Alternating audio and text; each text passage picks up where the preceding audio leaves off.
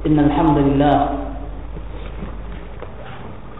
نحمده ونستعينه ونستغفره ونعوذ بالله من شرور أنفسنا وسيئات أعمالنا من يهده الله فلا مضل له ومن يضلل فلا هادي له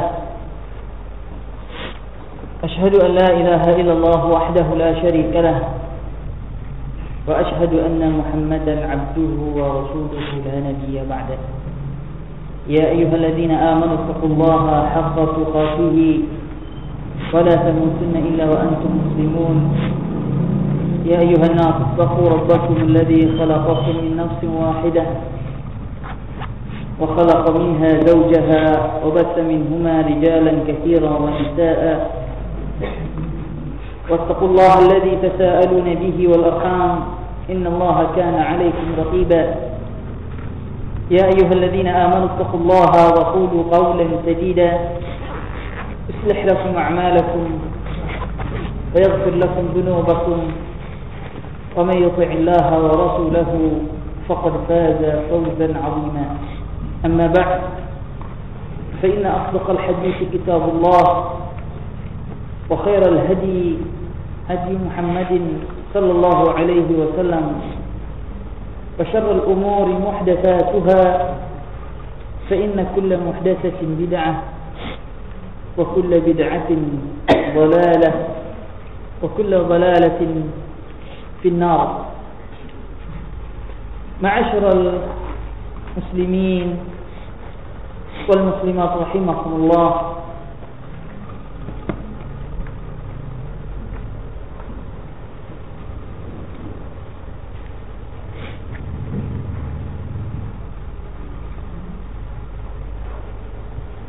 merupakan sunnah kauniyah, ketentuan Allah Subhanahu wa taala yang pasti terjadi, bahwasanya Allah Subhanahu wa taala menerangkan manusia akan senantiasa berpecah belah. Manusia akan senantiasa berselisih. Dan perselisihan tersebut, ma'asyiral muslimin, bukanlah suatu rahmat. Sebagaimana yang dinukil di dalam hadis palsu mengatakan ikhtilafu ummati rahmah, perselisihan umatku rahmat, dan ini bukanlah hadis dari Rasulullah sallallahu alaihi wasallam. Yang benar yaitu firman Allah, wala yazaluna mukhtalifin illa man rahima rabbuk, dan senantiasa mereka berselisih kecuali orang yang dirahmati oleh Allah. Berarti orang yang dirahmati oleh Allah Subhanahu wa taala tidak akan terjatuh ke dalam perselisihan, perpecahan, penyimpangan, dan lain-lain sebagainya. Ma'asyiral muslimin wal muslimat rahimakumullah, sunnah kauniyah, ketentuan Allah Subhanahu wa taala, manusia akan selalu berselisih, sehingga Rasulullah sallallahu alaihi wasallam terangkan bahwasanya umat Islam memiliki perpecahan, dengan perpecahan yang lebih banyak daripada perpecahan yang terjadi pada umat Yahudi dan umat Nasrani. Sebagaimana Rasulullah sallallahu alaihi wasallam terangkan bahwasanya umat Yahudi akan terpecah menjadi 71 golongan dan semuanya masuk ke dalam neraka. Umat Nasrani terpecah menjadi 72 golongan dan semuanya masuk neraka. Dan umat Islam memiliki perpecahan lebih banyak daripada mereka, itu terpecah menjadi 73 golongan. Makin banyaknya perpecahan makin tidak baik. Akan tetapi umat Islam memiliki kelebihan yang tidak diberikan kepada umat Yahudi dan umat Nasrani. Kelebihan yang ada pada umat Islam yaitu perpecahan Yahudi dan Nasrani, tidak ada satupun golongan yang akan masuk ke dalam surga. Akan tetapi perpecahan pada umat Islam, ada yang masuk surga dan satu yang masuk surga. 73 perpecahan, satu masuk ke dalam surga dan selebihnya masuk ke dalam neraka. Rasulullah sallallahu alaihi wasallam ditanya, "Ya Rasulullah, siapakah mereka yang selamat? Dijawab oleh Rasulullah sallallahu alaihi wasallam, "Ma ana alaihi al-yawma wa ashabi." Orang yang berada di atas saya sekarang ini, kata-kata hari ini mesti, dan para sahabat. Dalam riwayat lain Rasulullah mengatakan al-jamaah. Dalam riwayat lain Rasulullah mengatakan ahlus sunnah. Dan riwayat-riwayat lainnya yang sebagian riwayat menerangkan makna yang terdapat pada riwayat lainnya.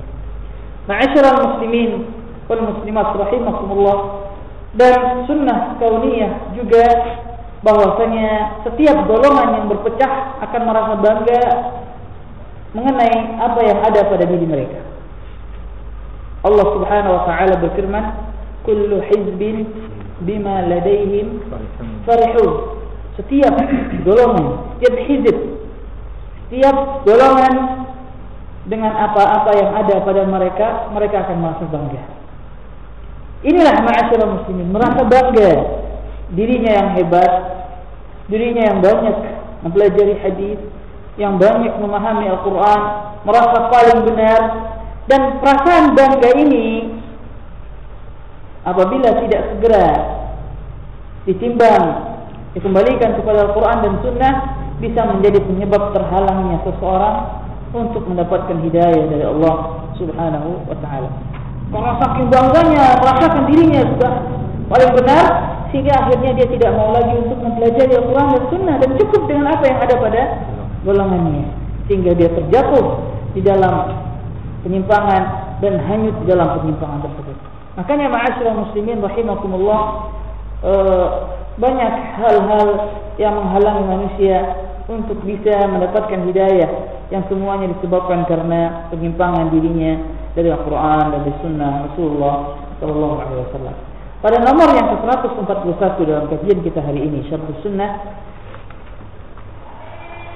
terdapat keterangan mengenai golongan-golongan yang ada di dalam Islam. Dan penulis buku kita, Al-Imam Al-Barbahari rahimahullah ta'ala, menerangkan di antara prinsip aqidah Ahlussunnah wal Jamaah dalam mensikapi golongan-golongan tersebut. Kata beliau, "Wa in sami'ta ar-rajula yaqulu fulanan yushabbih wa fulan yatakallam fi at-tashbih fattahimhu wa'lam annahu jahmi. Wa idza sami'ta ar-rajula yaqulu fulanun nasibi fa'lam annahu rafidi. Wa idza sami'ta ar-rajula yaqul takallam bit-tauhid washrah lit-tauhid fa'lam annahu kharijiyyun mu'tazili. Aw yaqul fulanun mujbir aw yatakallam bil-ijbar aw yatakallam bil-'adl fa'lam annahu qadari.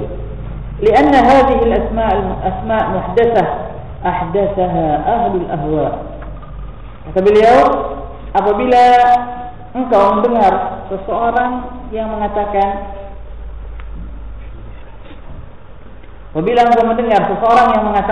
yaitu menuduh ahli sunnah, fulan musyabbih, si fulan adalah orang yang melakukan tashbih. Tashbih permasalahan di dalam bab asma wa sifat, menyerupakan Allah Subhanahu wa ta'ala dengan makhluknya, menyerupakan Allah dengan makhluk. Atau mengatakan si fulan berbicara mengenai tasbih, maka curigailah orang tersebut, waspadalah daripadanya, dan ketahuilah bahwasanya dia adalah orang Jahmi, pengikut Jaham bin Safwan, atau salah seorang anggota daripada Jahmiyah. Kita akan terangkan nanti biidznillah jalla wa ala.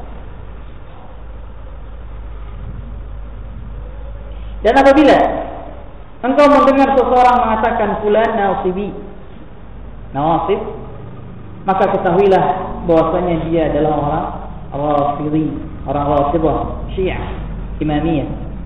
Dan apabila engkau mendengar seseorang mengatakan, berbicaralah mengenai tauhid, terangkan kepada saya tauhid, maka ketahuilah bahwasanya dia adalah orang khariji, orang khawarij, mu'tazilah, lagi mu'tazilah. Apabila dia mengatakan fulan mujbir, atau berbicara mengenai ijbar, maka ketahuilah bahwasanya orang yang mengatakan tersebut, orang yang menuduh tersebut adalah orang-orang Qadariyah. Karena nama-nama ini adalah muhdatsah, yang diada-adakan, yang baru yang diada-adakan oleh ahlul ahwa, orang-orang yang mengikuti hawa nafsu. Ma'asyiral muslimin rahimakumullah, sebagaimana kita dengar, pembahasan di sini butuh kepada perhatian. Dan berbahagialah seorang penuntut ilmu yang datang ke majelis ilmu untuk belajar, untuk bersungguh-sungguh mengkaji kalam Allah, mengkaji agama Allah Subhanahu wa taala. Yang pertama, ma'asyiral muslimin, begini, ahlu sunnah wal jamaah dituduh dengan berbagai macam tuduhan. Golongan A menuduhnya ini pemikirannya musyabbih. Golongan B malah bukan musyabbih, ini nasibi. Golongan C ini bukan nasibi, tapi adalah khariji. Ini mujbir. Nah, tuduhan seperti ini tidak satu arah, menunjukkan bahwasanya para penuduh tidaklah menuduh ahli sunnah berada di atas keyakinan. Jadi tidak satu penilaian mereka terhadap ahli sunnah. Jadi mereka menuduh ahli sunnah sebagai lawan daripada aliran mereka. Di sini kita lihat orang Jahmiyah menuduh ahli sunnah musyabbih. Kenapa? Karena dia mu'attil. Orang Jahmiyah menuduh ahli sunnah musyabbih, mengatakan ahli sunnah menyerupakan Allah dengan makhluknya. Ya, karena mereka menafikan makna daripada nama-nama dan sifat Allah. Jadi Ar-Rahman itu tidak ada artinya. Dan kalau ahli sunnah mengatakan Ar-Rahman artinya jelas, penyayang, pengasih, mereka tuduh musyabbih. Orang-orang Rafidhi menuduh ahli sunnah lawannya, dituduh nasibi. Karena nasibi lawan daripada Rafidah, dan ahlu sunnah bukan nasibi dan bukan Rafidhi.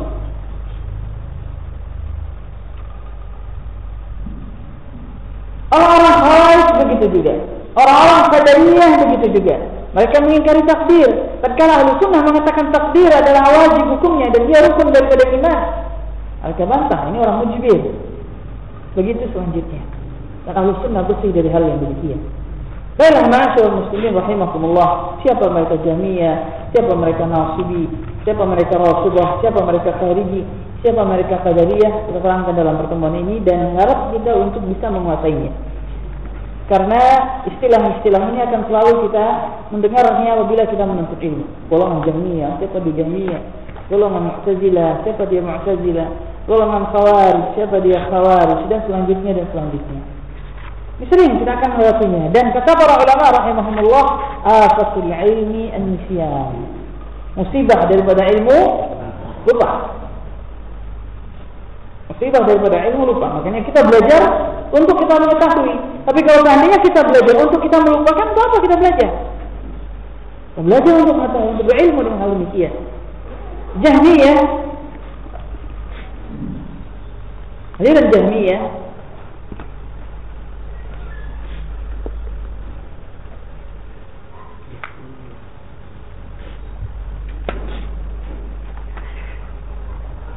aliran ini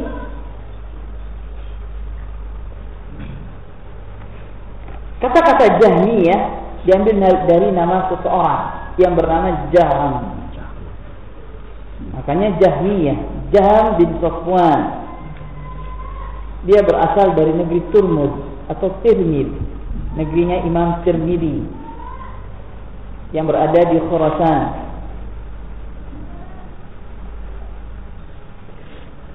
Dan dia adalah seorang yang terpengaruh pemikirannya dengan ilmu kalam, ilmu mantiq, ilmu kalam, pemahaman filsafat Yunani. Tatkala diterjemahkan ke dalam bahasa Arab, akhirnya merusak pemikiran umat Islam. Filsafat Yunani. Musibah di negeri kita malah diajarkan.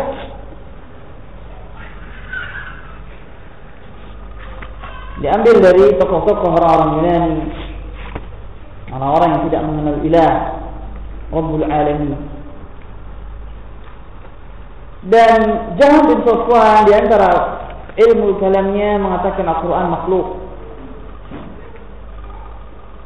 sehingga Allah Subhanahu wa taala tidak berbicara kepada Nabi Musa.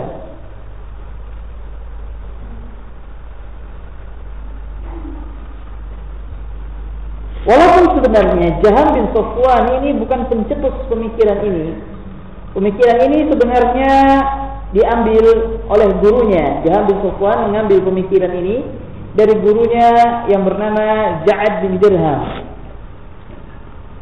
Akan tetapi yang melariskan, yang memasyhurkan pemahaman ini adalah Jaham bin Safwan, sehingga pemikiran ini, aliran ini dinisbatkan kepada namanya. Walaupun sebenarnya yang mencetuskannya, dia mengambilnya dari gurunya yang bernama Ja'ad bin Dirham. Dan Ja'ad bin Dirham ini bukanlah seorang pencetus juga. Dan dia mengambil pemikiran ini dari seseorang yang bernama Aban bin Sam'an.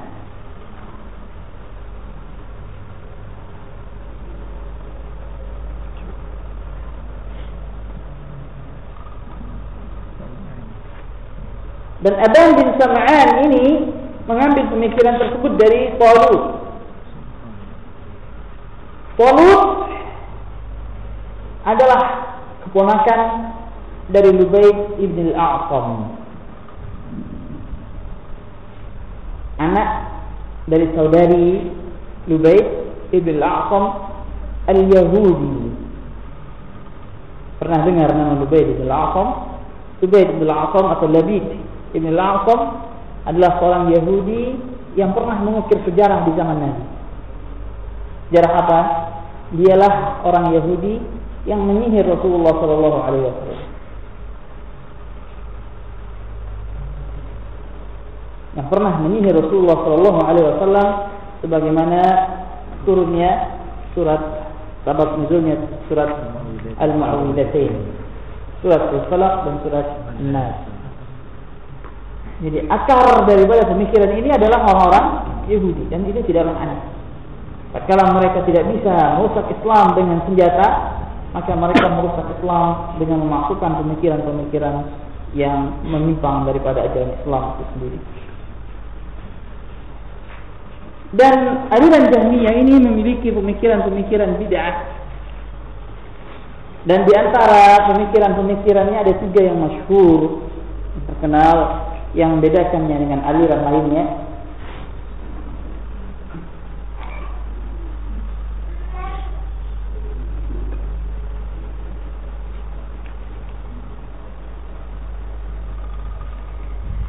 Yang pertama, mereka adalah mu'attil atau melakukan ta'til.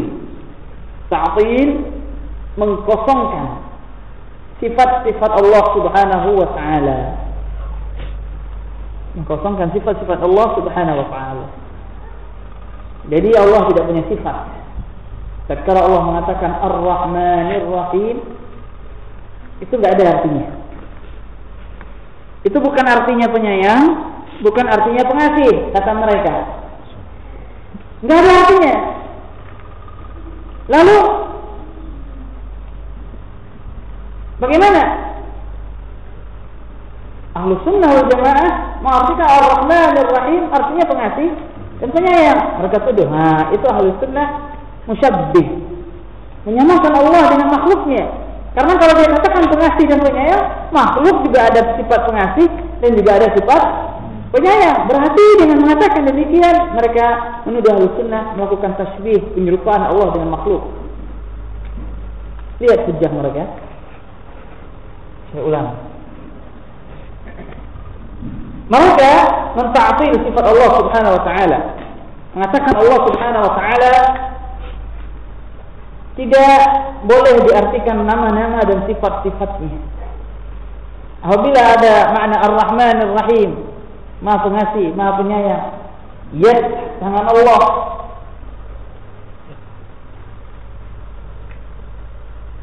Al-Jabbar, Maha Berkuasa. Sami', Maha mendengar. Basir, Maha melihat. Mereka artikan itu tidak ada maknanya. Karena kalau diberi makna akan terjatuh kepada penyeludupan terhadap makhluk. Karena makhluk juga mendengar, makhluk juga melihat, makhluk juga memiliki kekuasaan, makhluk juga pengasih, makhluk juga memiliki sifat penyayang. Kalau seandainya diartikan demikian, maka terdapat penyerupaan terhadap makhluk. Nah, Ahlussunnah mengatakan demikian, maka mereka tuduh Ahlussunnah tadinya musyabbih. Ini sebabnya. Musyabbih artinya menyerupakan Allah dengan makhluk. Tapi Ahlussunnah memiliki keyakinan yang tidak seperti mereka duga. Ahlussunnah mereka mengatakan, ya Allah Maha Pengasih, tapi pengasih Allah tidak sama dengan pengasih makhluknya. Allah memiliki sifat penyayang, dan penyayang Allah tidak sama dengan penyayang makhluknya. Allah memiliki tangan, dan tangan Allah tidak sama dengan makhluknya, dan selanjutnya. Dan Allah berfirman, laisa kamitslihi syai'un wa huwa as-sami'ul basir. Ayat ini memiliki dua rukun. Yang pertama nafi, yang kedua isbat. Yang pertama nafi, yang kedua isbat. Laisa kamitslihi syai'. Tidak ada sesuatu apapun yang serupa dengan Allah Subhanahu wa taala. Tidak sama. Wa huwa as-sami'ul basir, dan Allah Maha mendengar dan Maha melihat. Di sini Allah menetapkan makhluk juga mendengar, makhluk juga melihat, tapi laisa kamitslihi syai'. Tapi penglihatan Allah dan pendengaran Allah tidak sama dengan makhluk. Paham ini ayat, subhanallah. Nah, mereka cuma mengambil potongan pertama daripada ayat laisa kamitslihi syai', dan membuat, mereka sadari atau tidak, sengaja atau tidak, mereka bilang wa huwa as-sami'ul basir. Ikhwan, apa yang saya sampaikan sangat penting sekali. Bukan ilmu ini yang paling mulia, itu ilmu mengenai Allah Subhanahu wa taala. Dan kita bersyukur kita tidak berada di tengah mereka. Bayangkan kalau seandainya kita berada di tengah mereka, sementara kita tidak bersenjata dengan senjata ilmu, apa yang terjadi? Kita akan hanyut. Tapi sebagian daripada kita, subhanallah, apabila permasalahan tauhid seperti ini, tidur, menganggap nyantai. Tapi kalau permasalahan hukum, permasalahan fikih, baru bangun, itu balik. Para ulama mengatakan permasalahan tauhid dia adalah fiqhul akbar. Fikih yang terbesar adalah permasalahan tauhid. Kalau permasalahan hukum ini begini hukumnya, begitu hukumnya, begini hukumnya, oh baru bangun. Tapi kalau masalah tauhid ini, subhanallah, ini terbalik ya ikhwan. Ini menunjukkan dangkalnya pemahaman kita. Ini yang penting. Ini yang pertama. Yang kedua, pemikiran yang kedua daripada pemikiran orang-orang Jahmiyah ini, yaitu mereka memiliki sifat jabar, mengatakan bahwasanya manusia tidak bisa berbuat apa-apa dan dia dipaksa oleh takdir Allah. Dia dipaksa oleh takdir Allah. Jadi kalau Allah takdirkan dia masuk neraka, ya masuk neraka, nggak perlu lagi dia sholat. Kalau Allah takdirkan dia masuk surga, ya masuk surga. Ini pemahaman jabar. Pemahaman Jahmiyah yang ketiga yaitu irja. Mereka mengatakan bahwasanya iman cuma sebatas keyakinan. Kalau seandainya Allah itu dia yakini ada, berarti tidak beriman. Walaupun dia enggak sholat, walaupun dia enggak puasa, udah itu orang beriman, masuk surga. Jadi iman menurut mereka cuma sebatas keyakinan, tidak termasuk di sana amalan. Ini orang-orang irja. Sehingga mereka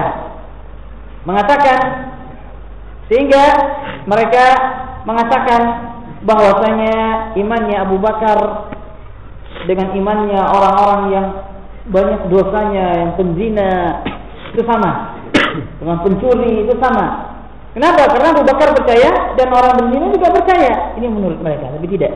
Ahlussunnah mengatakan iman bukan cuma keyakinan, tapi termasuk juga amalan. Apabila dia yakin dengan Allah Subhanahu wa taala, kemudian amalannya banyak, maka dia dikatakan seorang mukmin yang imannya lagi tinggi. Apabila dia beriman kepada Allah, yakin kepada Allah dan amalannya sedikit dan dia banyak berdosa, kita katakan dia adalah seorang yang beriman tapi yang sedikit atau yang berkurang imannya. Jadi iman bisa bertambah dan bisa berkurang. Bertambah dengan ketaatan, berkurang dengan kemaksiatan. Ini Jahmiyah.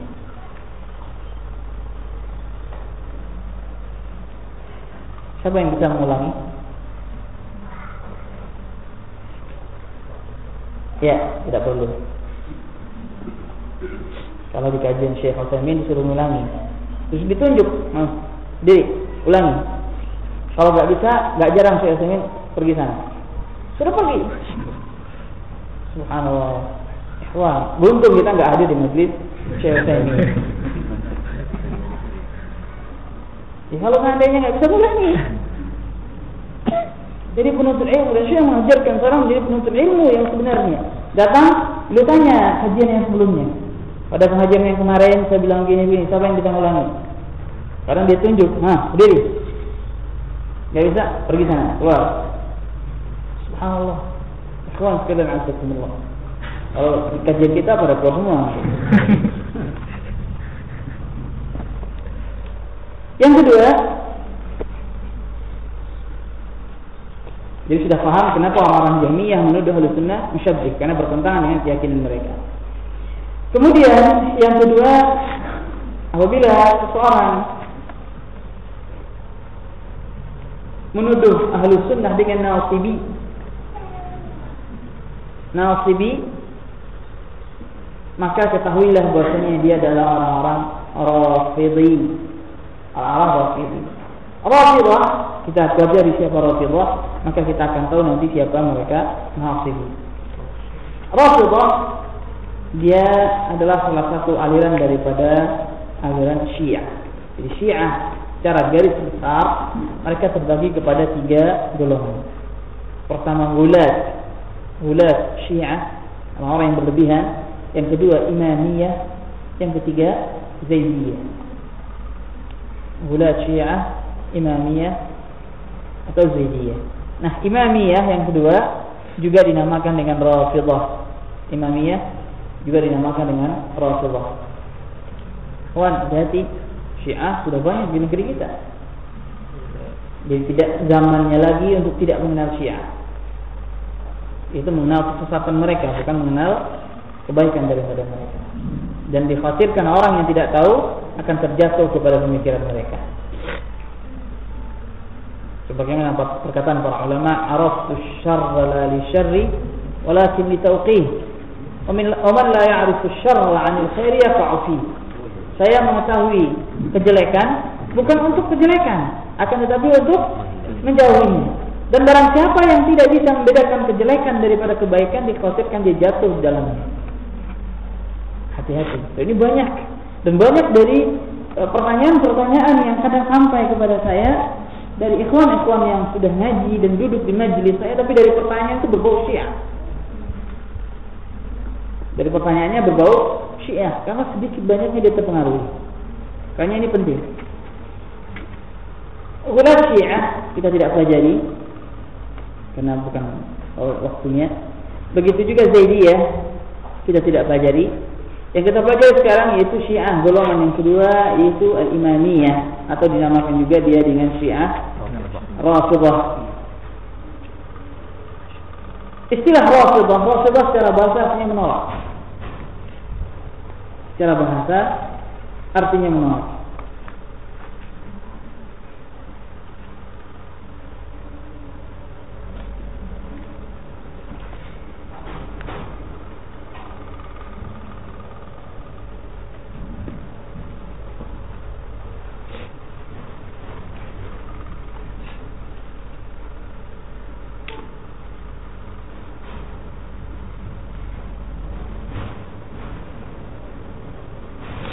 Kenapa dikatakan golongan ini dengan nama Rafidah, orang yang menolak? Di situ ada beberapa sebab. Di antara sebabnya, pertama karena mereka menolak kekhalifahan, sahnya kekhalifahan Abu Bakar dan Umar. Mereka menolak dan mengatakan tidak sah. Ini secara garis besar. Dan ada yang mengatakan karena mereka menolak salah seorang keturunan daripada Ali bin Abi Thalib.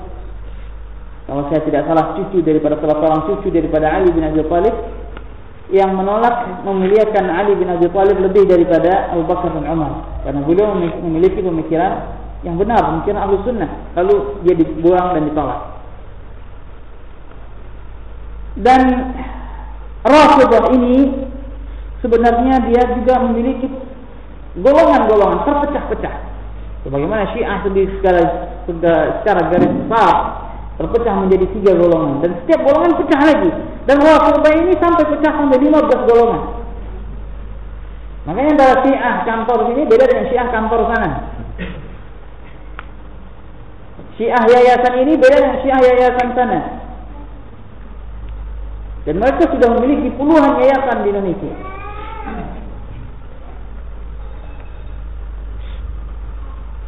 Dan ke-15 golongan ini sepakat dalam satu hal, yaitu bahwasanya mereka berkeyakinan bahwasanya Rasulullah Shallallahu Alaihi Wasallam telah memerintahkan Ali menjadi khalifah setelah Rasul, dan khalifah-khalifah sebelum beliau adalah para khalifah yang mencuri haknya Ali bin Abi Thalib.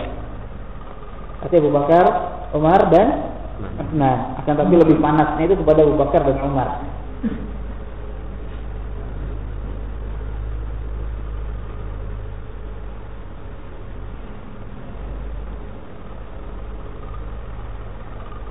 Dan para ulama rahimahumullah ta'ala sangat memperingatkan manusia daripada kejahatan orang Syiah, karena mereka memiliki uslub namanya taqiyah, metode yang dinamakan dengan taqiyah. Bahkan mereka mengatakan at-taqiyah usyruddin. Taqiyah itu 10 daripada agama. Jadi apa lagi yang kedua? Apa dia taqiyah? Itu dibolehkan seseorang berdusta demi menyembunyikan aslinya. Dia boleh berdusta. Makanya tatkala seorang bertemu dengan orang Syiah pertama sekali, orang Rafidhah pertama sekali, dia akan tidak langsung menuduh Rasulullah itu jelek. Oh, sejalan kok dia dengan kita, baik ke orangnya. Iya, karena dia berdusta. Dan kalau seandainya dari awal dia memperlihatkan belangnya, maka orang akan meninggalkannya. Makanya orang Syiah pertama kali ketemu, dia tidak langsung membolehkan nikah mut'ah atau kawin kontrak. Tidak langsung menjelekkan Abu Bakar dan Umar. Tidak langsung mengkafirkan Abu Bakar dan Umar, tapi dia memulai dengan bertahap. Dan kadang dalam pemulaiannya tersebut, dalam mukaddimahnya tersebut dusta.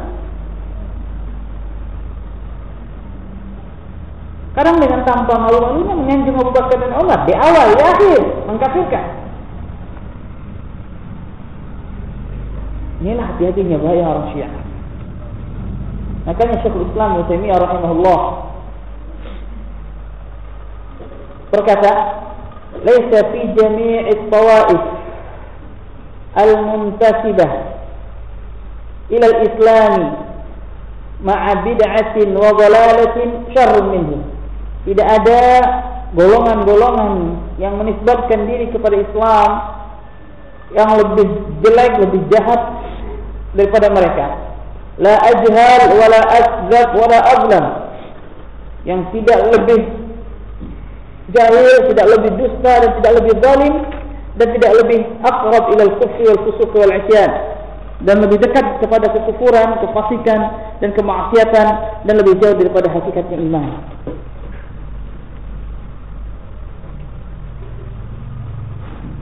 Sekarang kalau Syekhul Islam Ibnu Taimiyah dalam kitabnya Minhajus Sunnah jilid yang kelima halaman 160. Jadi mereka ma'asyiral muslimin mempunyai jurus taqiyah namanya. Ini yang kita hati-hati dan waspada daripadanya. Dan pernah dalam salah satu kajian saya ditanya, kenapa kita seorang sunni? Istilah sunni ini jangan langsung dituduh difahami ahlu sunnah. Tidak, sunni ini dalam istilah mereka selain daripada Syiah dituduh sunni, gitu. Bukan ahlu sunnah. Selain daripada Syiah, aliran apa aja di luar daripada Syiah dituduh sunni. Nah, mereka mengatakan kenapa kita orang-orang sunni, dan pertanyaan yang pernah saya alami di Jambi ini, kenapa kita orang-orang sunni tidak sering menyebutkan hadis-hadis Ali? Karena hadis-hadis Ali itu banyak. Apa selalu disembunyikan? Subhanallah. Jadi dalam ajaran mereka banyak hadis-hadis Ali yang disembunyikan oleh manusia. Nah, orang awam apa jawabannya? Oh iya. Nah, lebih daripada oh iya. Kenapa? Karena untuk membuktikan tidak ada kemampuan. Jahil. Makanya ma'asyiral muslimin rahimakumullah, perkataan para ulama, an-nasu a'da'un lima jahilu. Manusia itu musuh dari sesuatu yang dia tidak ketahui. Karena dia tidak tahu, oh iya, tidak bisa buktikan. Makanya mereka mengatakan Tidak ada banyak hadis-hadis yang diriwayatkan oleh Ali, enggak disebutkan di Sahih Bukhari, Sahih Muslim, Sunan Nasa'i, Jami' Tirmidzi dan lain sebagainya. Disembunyikan. Bagaimana buktinya? Lalu mereka punya sanad riwayat sendiri dan sanad tersebut adalah sanad-sanad yang palsu. Kalau sanad yang sahih tidak sesuai dengan disiplin ilmu hadis. Makanya ma'asyiral muslimin wal muslimat rahimakumullah, ini di antara cara mereka menyesatkan umat. Dan di antara cara mereka juga menyesatkan umat yaitu mereka buat dengan perasaan. Mereka gubah kisah terbunuhnya cucu Rasulullah sallallahu alaihi wasallam Hasan dan Husain dengan kisah yang menyedihkan. Kemudian mereka bikin cerita-cerita dusta, menjelek-jelekkan Abu Bakar, menjelekkan Umar, menjelekkan Aisyah, sehingga terkena perasaan. Sudah mereka kendalikan, barulah mereka masukkan kebatilan-kebatilan mereka untuk tahap yang selanjutnya. Ma'asyiral muslimin rahimakumullah, ini Syiah. Dan orang yang tidak membela Ali, tidak berpihak kepada Ali, dan juga tidak berpihak kepada Muawiyah, mereka tuduh nasibi. Itulah nasibi. Di Ahlussunnah mereka tuduh nasibi, padahal tidak. Ahlussunnah wal Jamaah mereka memuliakan Ali bin Abi Thalib dan juga memuliakan sahabat yang mulia Muawiyah radhiyallahu taala anhu. Mereka adalah dua sahabat Nabi yang mulia yang diterangkan kemuliaan mereka oleh Rasulullah sallallahu alaihi wasallam. Adapun perselisihan yang terjadi di antara mereka adalah perselisihan ijtihad, dan kebanyakan kisah-kisah yang sampai kepada manusia, kepada kita khususnya, dan yang banyak disebar-sebarkan adalah kisah-kisah yang tidak berdiri di atas kesahihan dalil, tidak berdiri di atas ilmu hadis dan ilmu sanad. Wallahu musta'an. Ma'asyiral muslimin wal muslimat rahimakumullah, ini Rafidhah. Kemudian perkataan Imam Barbahari rahimahullah, apabila antum mendengar seseorang berbicara mengenai tauhid, terangkan kepada saya tauhid, maka ketahuilah bahwasanya dia adalah orang Khawarij. Jangan kita pahami kan bagus berbicara tauhid, tidak. Tauhid mereka lain.